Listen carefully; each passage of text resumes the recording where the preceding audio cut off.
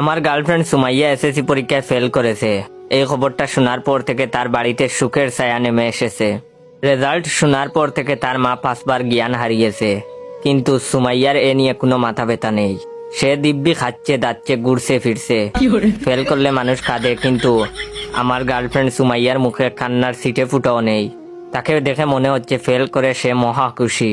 সুমাইয়ার ফেল করার কথা পাড়া প্রতিবেশীর কেউ বিশ্বাস করছে না। তার অবশ্য যুক্তিসঙ্গত কারণ আছে। সুমাইয়া বরাবর পড়াশোনায় খুব ভালো। সে 5ম ও 8ম শ্রেণীতে ট্যালেন্টফুল বৃত্তি পাওয়া ছাত্রী।